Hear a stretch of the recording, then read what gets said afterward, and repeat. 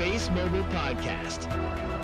We just basically turn the phone and be seamless, regardless of where you are. We don't want the user even to know that it's connected by satellite. Listen, the opportunity that we have is very, very, very large. Good evening, everyone. I'm sure there's a lot of us that are fully exhausted having woken up to watch hockey, which I frankly don't even really understand all the rules. So I'm sitting there going, what's a power play?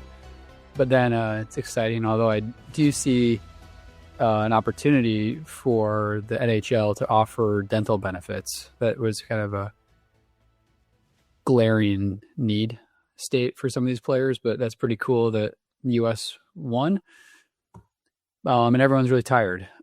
So I'm exhausted. I can't wait to go to bed. But I am making amends for not having done the AST push-ups. I knocked out 75 today, and I'll keep a tracker so people know when I actually cross getting back on par. And that will probably be the bottom for the stock. But obviously I have to do the spaces on Sunday. Otherwise, apparently all the superstitions go to hell. What is not going to hell, but instead going up into the heavens, is FM2. And so it is happening. Seeing this thing sealed up in New Glenn 3 is really neat. The fairing is really cool. Another superstition I have is every time we have a successful launch on a new type of rocket, I order a custom model rocket made in Kazakhstan. And I got my PSLV over the weekend, which took 3 months to get through customs and everything, because it's actually export controlled because it counts as a rocket, which you have a pretty cool model rocket when the Kazakhstan government stops it for inspection. So, but today I ordered my, what did I order? My LVM3 and my Falcon 9, but I did not order my New Glenn 3 because until that is a successful launch, I will not order it. So that's my new superstition. What I really liked about the tweet from Abel is this quote: "We did not follow a market, we invented one." I know everyone saw this quote, but I do think it's important to stop and reflect on that, because for me, this was always a very important first principle when thinking about not just the investment, but the sizing of the investment, because these are two separate concepts. I'm not a portfolio manager. Kind of almost got there, but that's not how I'm wired. I don't really like doing that. I like being an analyst and finding the big bet versus sitting around figuring out what my kurtosis is. And the sizing, though, is the portfolio management part. And so for me, I have a imprudently large position, so no one should do what I'm doing. But the reason why I'm doing what I'm doing, for those who are curious to know whether I'm, there's some method to the madness, is it's very difficult in life to find a company that invents a big market. Just because you're going to do it doesn't mean you're going to be successful. And so this investment in particular, I felt at times like I was going to lose my investment and had a mental breakdown in the process of it. Now it looks like a bet that will work, and it is a bet that is by all accounts too big for a person to have, but here we are. But the reason why it's so big for me, and only from my perspective, I'm not saying anyone should do what I'm doing and, really reflect on what's right for you. But when you find a category creator in a big market, my personal perspective was to swing big. What I do for a living, I see a lot of ambitious companies trying to do this or that. More often than not, I see someone that's gunning into kind of like a meh market and at best is going to try to be a 10th player. When I find, or when my firm finds something that is a category creator, as someone who has a significant amount of influence on what we do at my firm, when a team member comes to me with something and I see a glimmer of category creation, I get into risk on mode. That's where I really pound the table to get something across. versus something that's like a me too. I don't want to have my portfolio exposed to things that are going to be distant number threes. And why is that? So a lot of times you'll have a company that's a distant number three. In my mind right now, I'm thinking about the online car sales guys because I had been involved in Carvana. And then there was like Shift and there was another one. I forget what it was called, but that's kind of the point. You forget what it's called because it went away. And I'd actually been working with the CEO of this company. I already forgot its name, trying to do a merger with something else I owned. And the problem is being a distant number two or distant number three means that if there's a downturn or a hiccup in the market, you're toast, you're roadkill. And if you're number one and if you create a category, the probability of having a massive outsized market share that's durable is pretty high. And that's going to cause you to have more economies, better margins, better access to capital, these things that compound on themselves to start creating very defensible moats. And so, long story short, Abel basically played to my heartstrings, if you will, of saying exactly what has guided my conviction in sticking with an investment like this in this size for this long is the invention of a market.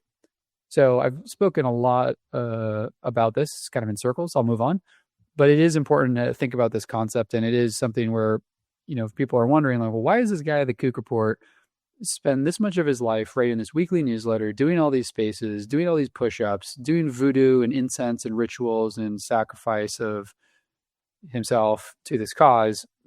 Like, why isn't he doing that for hymns or for Palantir, whatever? And frankly, I wish I had owned Palantir. I just don't know that I totally understand it. And that's one reason I don't own it.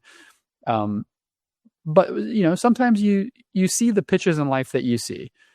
I am no Ted Williams. I am not someone that is going to see the ball all of the time and hit all of the time. I am a one-hit wonder and I am okay with it. And so I kind of think about myself as the band Space Hog, which is one of my favorite songs of all time, is In the Meantime.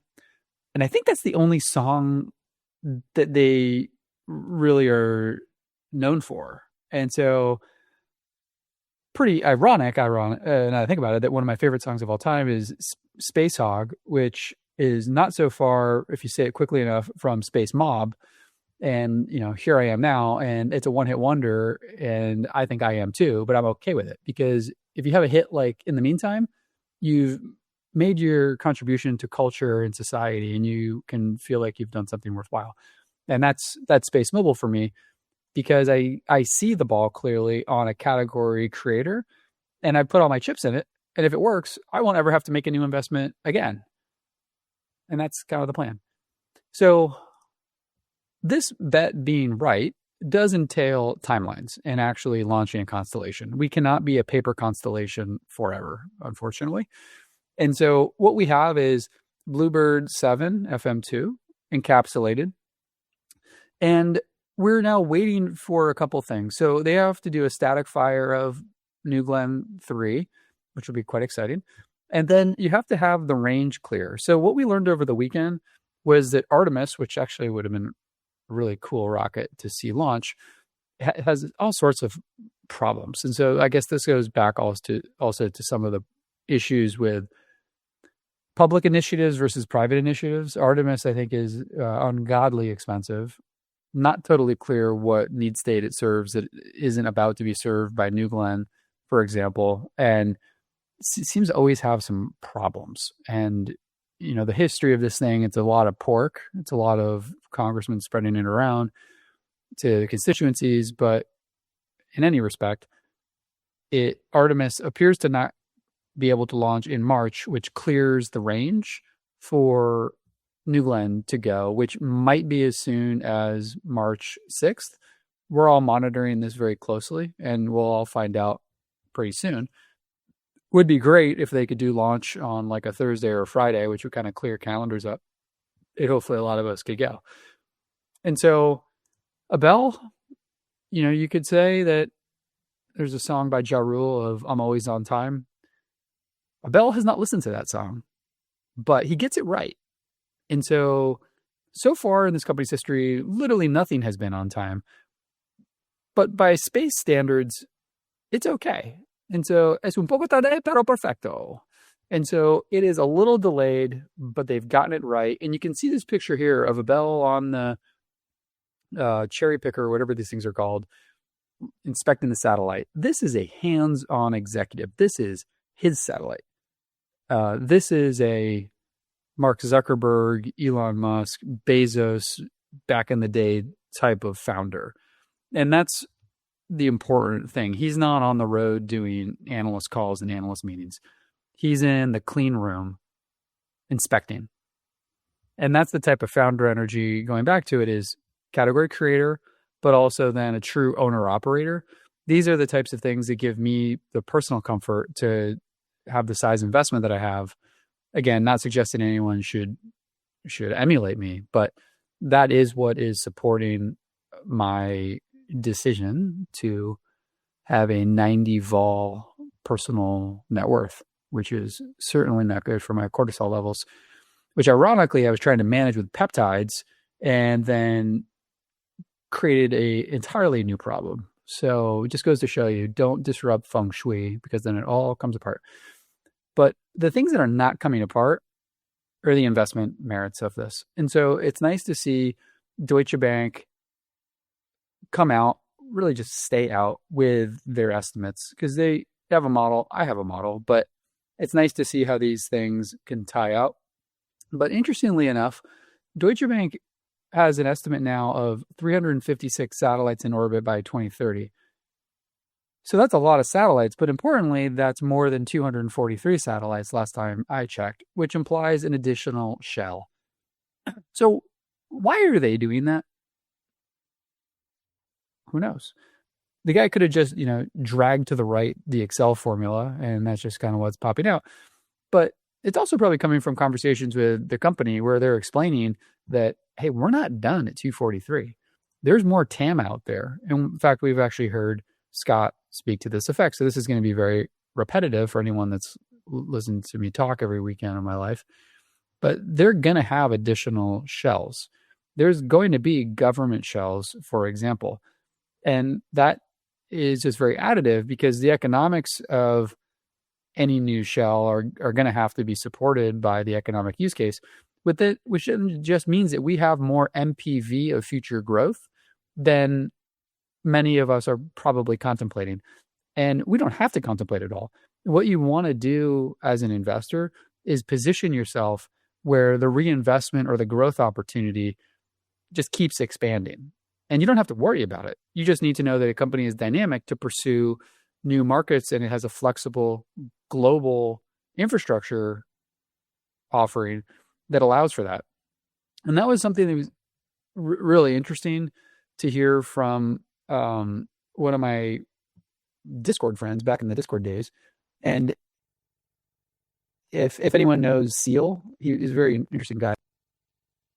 And I was kind of, I don't know what I was doing, late night pillow talk is basically what I was doing. And just kind of talking about like, well, how do we find the next $1 trillion companies? And he just kind of said, well, you need to find a US-based global infrastructure provider. That's kind of the commonality of the things that have been able to reach the $1 trillion number.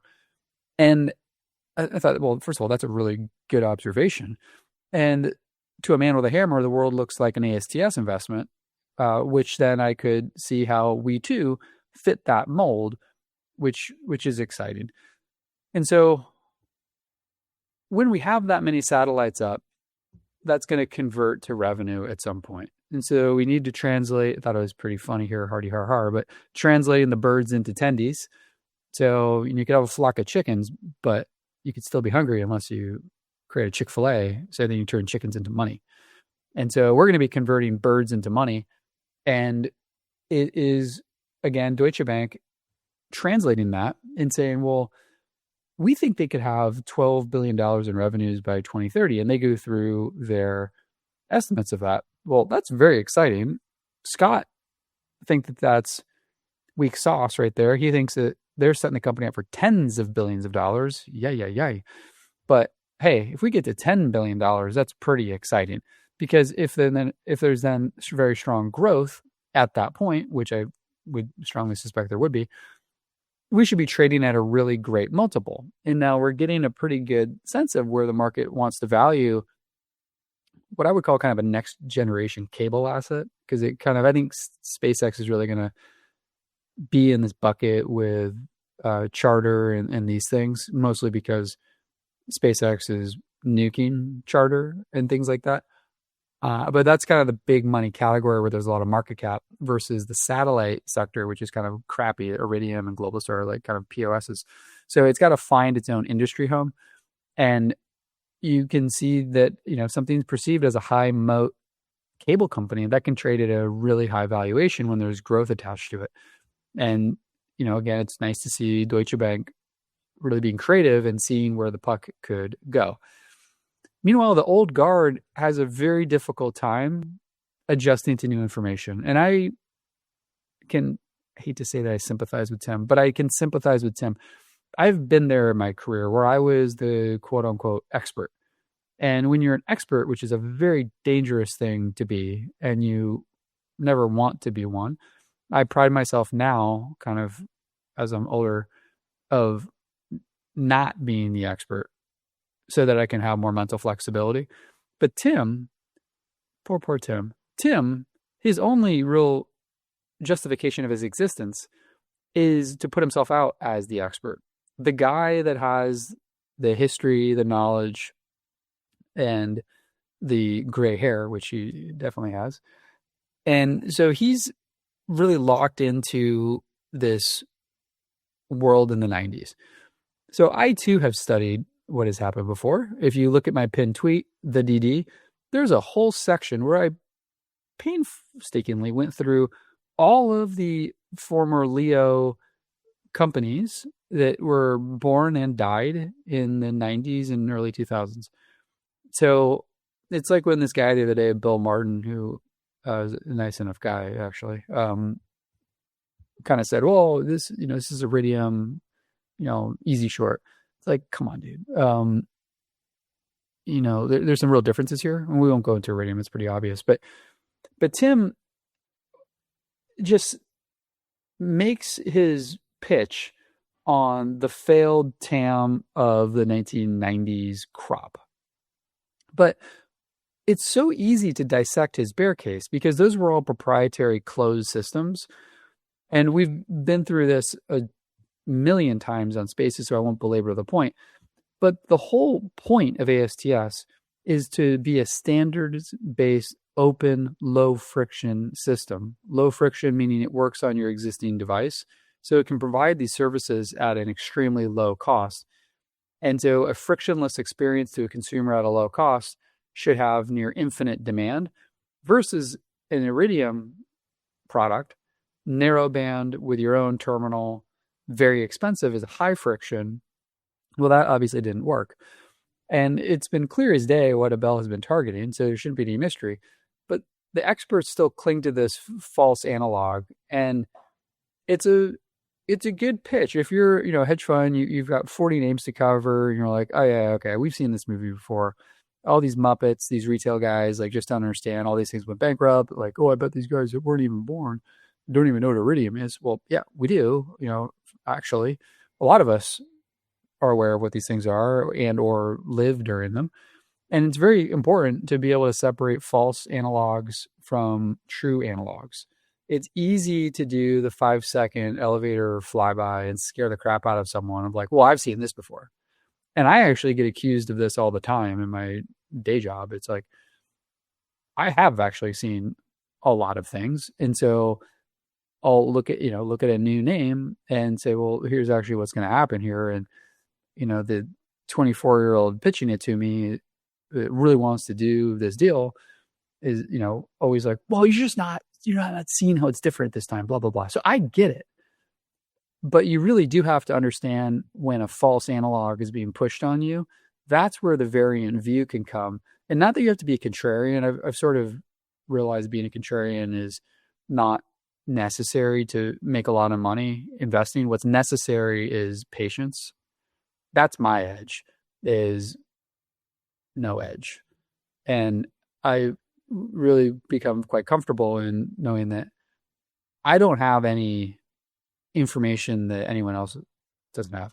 But what I have is all of the information that everyone has, and the time to stew on it endlessly, and the willingness to see a non-linear potential outcome and stick around for it versus overtrade and get sideswiped by volatility.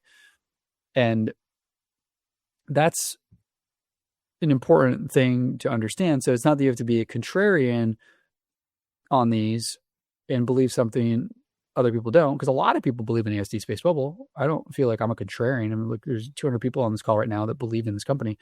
So I don't have to believe more than anyone on this call.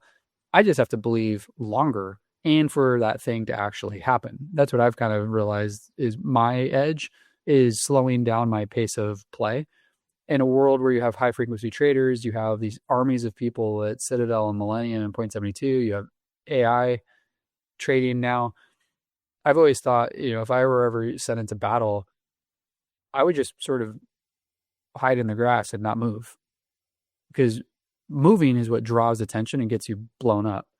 Just sitting still, people don't see you. And that's where I think you can have some real success investing, is just stay still. And then you won't get shot. And the things that are actually definitely not standing still are the company. And so ASTS got its ITU network code, which I don't know the peculiars of this, but Inter alia 51, who's a very technical person, by the way, did flag this. And it was interesting. He said that it's a key step toward letting your normal phone connect to satellites as if it's just roaming onto another carrier. So it's really kind of the validation of the network by the ITU, saying this is a real thing, and then your phone accepts it. And this goes to the seamlessness of the system, of your phone just does it, and the user is unaware that something has happened, which is great. And so there's just continuity of service, and then the consumer has service. And you could actually say, like, the problem with that is if it works so seamlessly, people are unaware that it's working. And so what is their propensity to pay for something sort of like oxygen? It's like, if you're breathing, you're enjoying the benefit of oxygen, but you're not sitting there going, well, I really like that breath. I would be willing to pay $5 for each breath, which you probably would.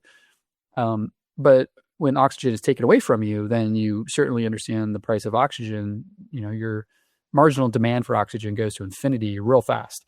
And so it's kind of an interesting thing to think about, is once people get AST SpaceMobile on their phone and just never have dead spots or all these things, do they keep paying until they go, well, I'm going to cut back on something? And they cut it, and then they're like, God, and get pissed off, kind of lack of oxygen, and then realize they miss it. Be kind of interesting. Versus other networks that are much more active, you're sort of engaging with the user on, like, hey, use this app to get connectivity. That's high friction, but then people know it and they're more aware of it. Something to think about. Clearly, ASTS's solution is superior because it's seamless, but it is kind of one of these things where if it's invisible, that could be luxury on one hand, but also then how do you remind people how great the service is on the other hand? But we will find out. High class problem. So we also have some cool stuff coming out, which of these pictures, which shows of the launch adapter with FM2 and the fairing. And it's once again showing the optical inter-satellite links on these satellites, which is pretty cool. And so Katzy had some analysis of this, but what we think is happening is FM1 is patiently waiting for its lightsaber partner to be shot up into orbit so they can have two of these satellites working in tandem with each other and testing out these interlinks and these other capabilities, which are going to be useful for the military and potentially useful for some of these galactic AI data centers, which we learned a lot more about with TerraWave when Amazon announced that the other day. And so these systems start to look really interesting, where the LEO layers start to work with the MEO layers, sort of like a highway and freeway system together. The MEO satellites being like the big interstate systems, but then having to have a bunch of feeder roads to get stuff up and down. But we'll learn more about that. But FM2 is going to be great to help test capabilities, especially as it relates to the military and government birds. And what would a week be without AT&T chiming in, which is really great and appreciated. Just knowing our partners are so carefully monitoring the situation, as if we don't monitor the situation. We are definitely monitoring the situation. But the fact that AT&T is also monitoring the situation is pretty cool. And so they had a really neat tweet. One step closer to the bet. What are they saying here? One step closer to the bet A. And remember, the waffles pack a bigger array, which means we can achieve the same or better service with fewer satellites than competitors. They're just casting shade on SpaceX. But that's the key thing people seem to miss over and over again is people think, well, SpaceX has 5,000 satellites up. They must be ahead. Well, not really. And so size matters. It'd be like someone deploying, 5,000 little rubber rafts and being like, well, we're going to take on the U.S. Navy. The U.S. Navy rolls up in the USS Abraham Lincoln and drops a nuclear weapon. That's size can matter. And it's not just about size, though. As part of this, one must always remember that it's the size, but the general architecture, which is what's great. It's scalable. This entire company was built for scale. And so the base stations are on Earth. That's the E node B, whereas SpaceX has that in space. And so again, inter alia 51, always the technical person, just clarifies for us all. This is what enables our, quote, cell towers in space. The base station is on the ground, which does the heavy computational work, and the satellite is the remote radio head that beams the signal to the cell phones. This is why ASTS will scale to meet demand because of the same process MNOs use with their terrestrial remote cell towers. And that is important. And this was all kind of brought upon by another patent that was filed. And so it is, again, just realizing the company has replicated the terrestrial model in space versus the closed proprietary systems that are typically used in space, e.g. Iridium, Globalstar, and SpaceX. And that's the big difference is just the first principles being deployed here. And that I think will be very clear in the investment thesis when we get out, maybe a year. But then, the thing that I always find so interesting is how all these things work in tandem. And so the scalable architecture, the first principles thinking sets up for this massive revenue potential, but also as Katsi, has said for years now, that Spectrum will find the most efficient way to be utilized. And so too are many things in life, like capital. And so capital flows to the most efficient capital allocators. The best companies have the lowest cost of capital, things like this. And so ASTS should end up being a spectrum aggregator. And this is really like an oil company getting oil concessions because they're the best operator. The upstream resource here is the spectrum. That's what's finite. And that's what ultimately is value. Everything else is around operationalizing that spectrum and commercializing it. But without the spectrum, nothing else matters. And so ASTS continues to meet with the FCC about 2 gigahertz spectrum access. And so broadening their purview. And I think this is going to be a winner. I think we're going to end up getting a lot more spectrum access over time in many countries.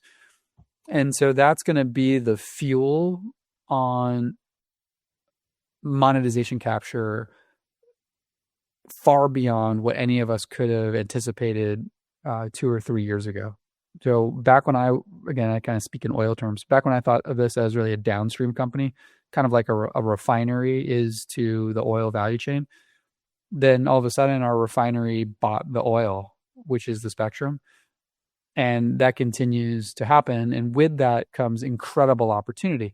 So what we're seeing here is the company delivering into the opportunity by hiring. And so people have done a great job. Here we have a tweet from Justin just showing how many of these jobs are being posted. They're hiring like crazy. You don't do that unless you're delivering into a big boy opportunity, which I believe we are. So all of the pieces really triangulate quite well here.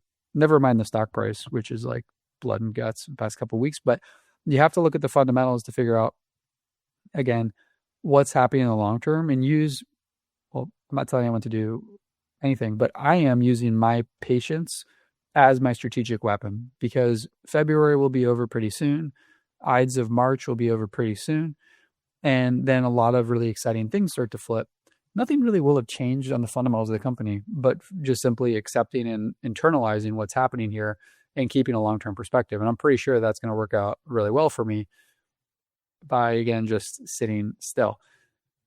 The things that we're going to see happen is the initial monetization will become clear. The telltales keep coming out. So Vodafone's IoT CEO explains why 2026 is going to be the year of satellite IoT. So this is what I believe will monetize the fastest, because you can have very valuable services provided via intermittent service versus, it would be pretty annoying if your phone only had voice service for 15 minutes per hour. And you'd rather have 15 minutes than zero, but that's still going to be an annoying thing.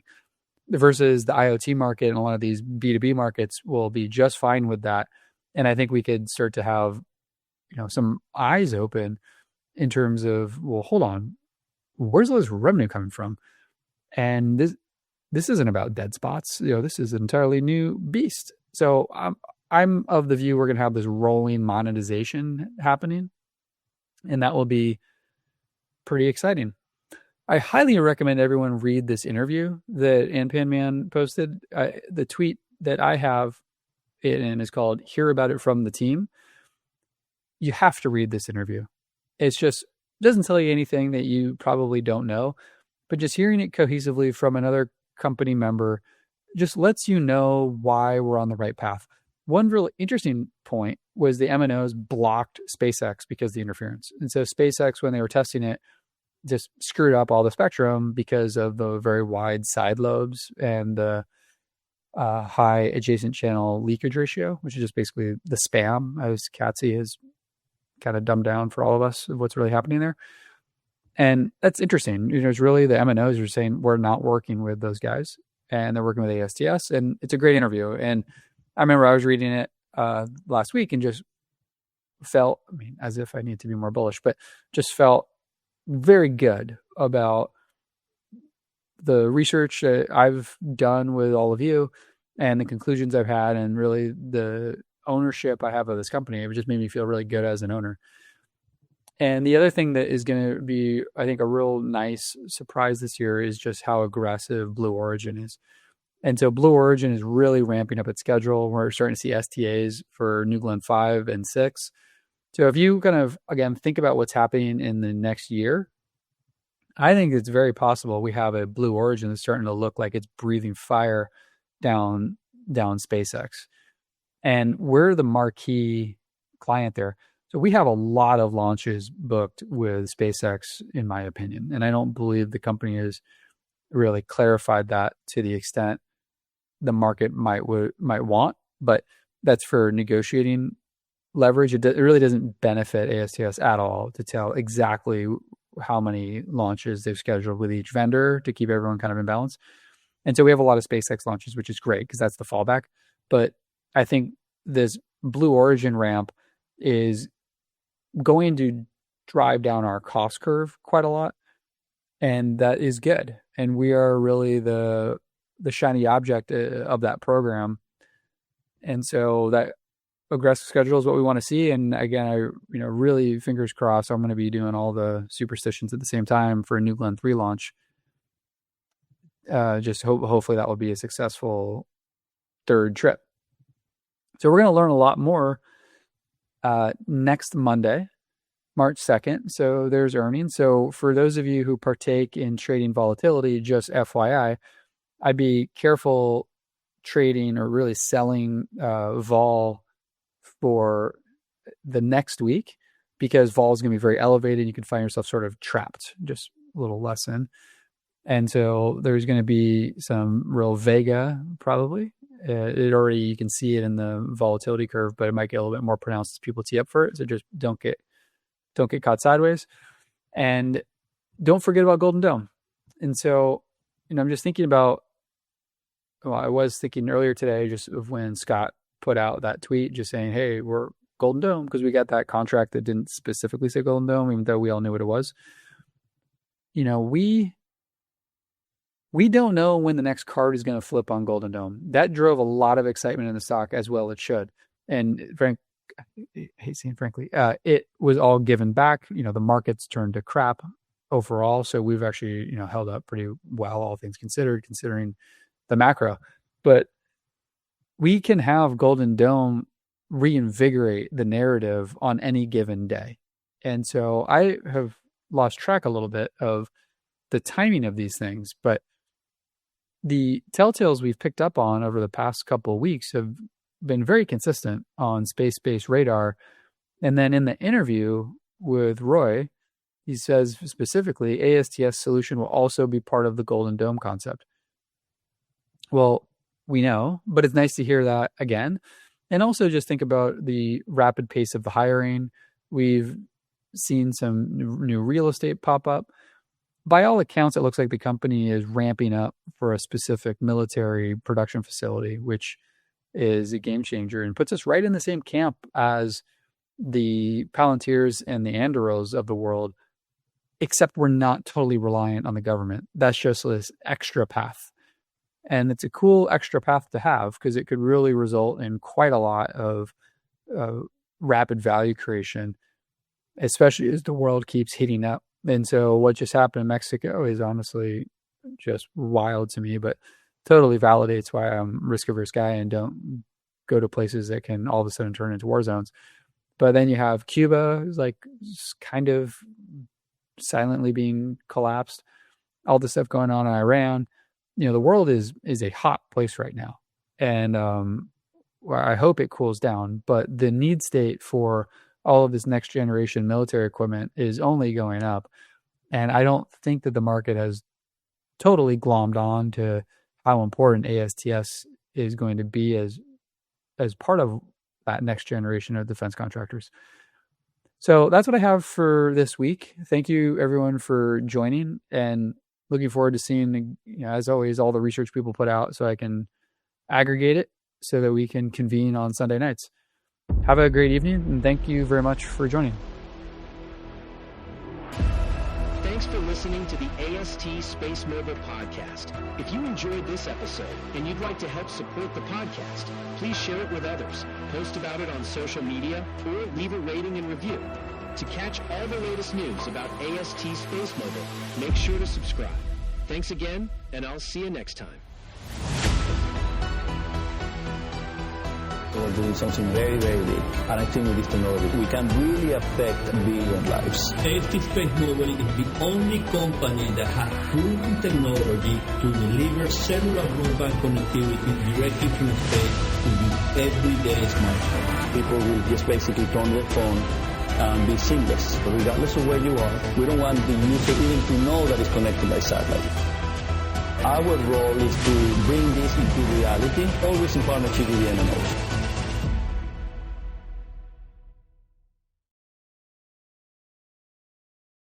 Listen.